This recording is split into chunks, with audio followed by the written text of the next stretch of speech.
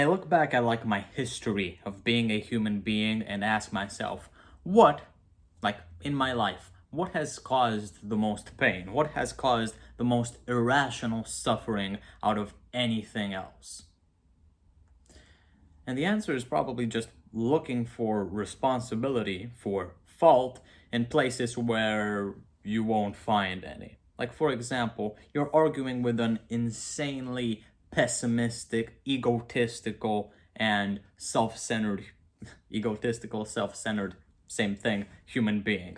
And they start insulting you and whatever, and they just so happen to be a higher up executive in the company that you work for, and they have somewhat of a control over your life, over your income. And guess what? Because you got into an argument with them and it wasn't your fault, they literally just provoked you and you responded as politely as possible and whatever, they just halved your salary or whatever. I have not worked in corporate, so I don't have any like first-hand experiences with this.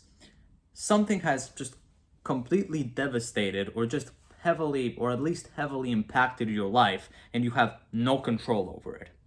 And I'm sure that this is a pretty common pain because we are all Stoics. Like my third video ever, you can still look it up. It's called Why We Are All Stoics. The quality is absolute dog crap, and my rhetoric is absolutely divine as always.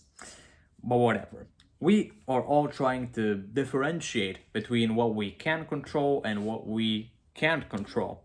And guess what? Stoicism tells us that what we can control, we should interact with and maybe change, actually control it in order to, I don't know, make things better. And what we can't control, just leave it to be and treat it with a little bit of apathy. I feel as if my like Romanian accent is really coming out. I don't know why. Oh, whatever. This paradoxically creates a little weeny, tiny little bit of insecurity, or maybe even like a large fountain of insecurity for some people, because you want to be in control, don't you? You want to be able to control things. You want to be able to change things as you would like them to be. So you are now stuck in a position where everything that happens to you, which is bad, needs to have been somehow your fault. And guess what? In some places, it is absolutely impossible to find what was your fault or what you did wrong, and actually have it being a rational, understandable, and criticizable thing. It's like looking for diamonds in the sky. Where the hell did that analogy come from? Whatever. You find them in mines, you won't find them in the sky. It's like, I wish I had a really good analogy. It's like finding racism in Norway. I don't know. It's like finding, it's non-existent, basically. You're like, when you're discussing stuff with some people that just do not want to discuss it, a really good analogy is like playing chess with a pigeon. Talking to some people kind of feels like playing chess with a pigeon because they completely ignore the rules, and yeah, probably don't even know the rules of being a sociable, natural, humane human being. So you will never find your fault. So you have a complete lack of control over everything bad that happens to you. And guess what? Your brain just won't accept this. It's trying to find your fault. It's trying to find what you did wrong in that situation, and that has now led up to an immense amount of discomfort and pain. But guess what? You didn't do anything. But of course, this is like a very small number of cases.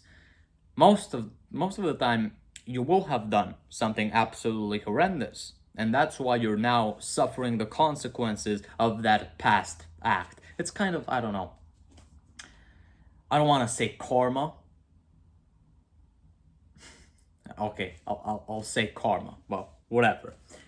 If you actually have if you actually did something absolutely horrible and that has led up to you deserving what has actually happened, now you can say to yourself, wow, I won't be doing that again. Oh, I can now, I don't know, apologize to that person or change my ways or kind of repent from what I was doing earlier, because I know that was the thing that I was doing that wasn't good. But guess what? With some people,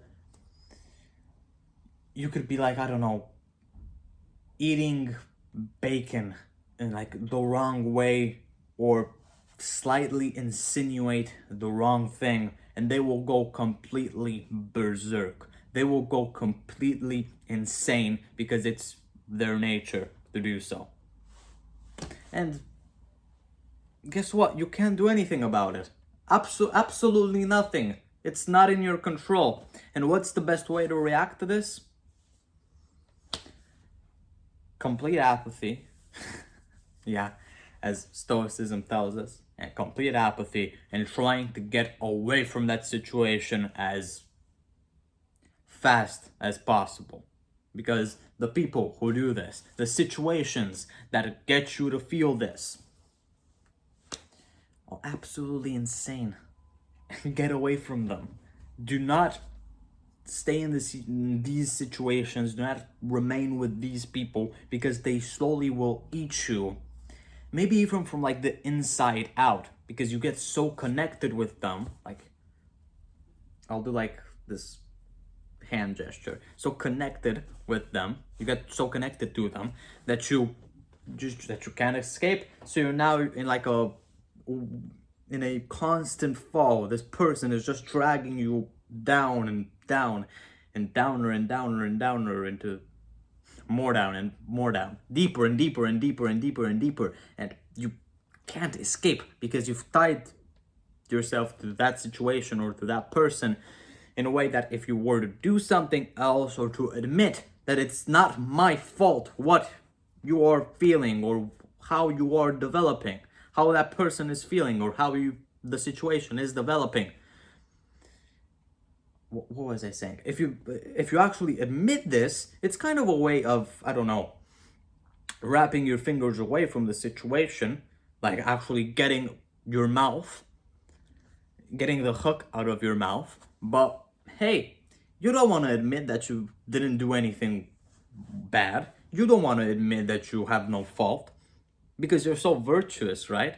You're so virtuous, you can't just admit that the other goddamn lunatic, the other goddamn insane situation. I don't know, I'll just talk about people. The insane, like goddamn lunatic that is dragging you down is the sole cause of your despair. No, you need to be virtuous. You need to, I don't know, make up reasonings for why you were disrespectful or for why you offended that person. No, they're a goddamn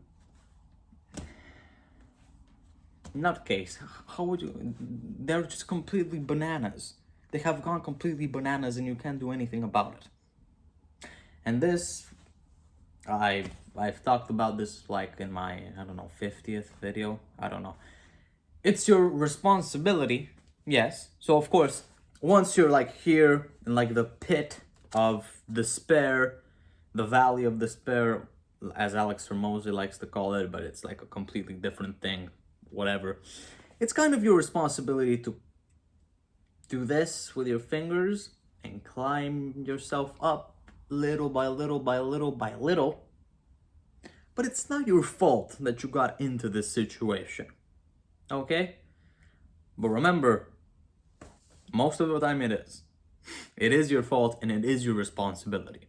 But when you are absolutely stumped, you can't find a single motive, a single thing that you did that got you into the horrendous situation that you are currently facing, don't bother. It's your responsibility, but it's not your fault. Create some distance, and it will all turn out well. So yeah, this is kind of like giving you an excuse, but it's an excuse to the lack of wanting to find excuses. And sometimes excuses, even lies, whatever excuses, are necessary in order to progress. Because when there are no excuses, there basically is no good and evil. Evil is something that has been caused by pure evil, not caused by good. So, the presence of evil itself as an irrational thing is an excuse within itself. And it's true. It's a true excuse. So, whatever. Don't stress. It will all go well. And yeah, send this to somebody who you love. I know that I've had moments where I would have needed a video just rambling about this. So send this to somebody who you love, somebody who needs it. Do a double whammy and send it to someone who fills in both criterias. And I'll see you very soon.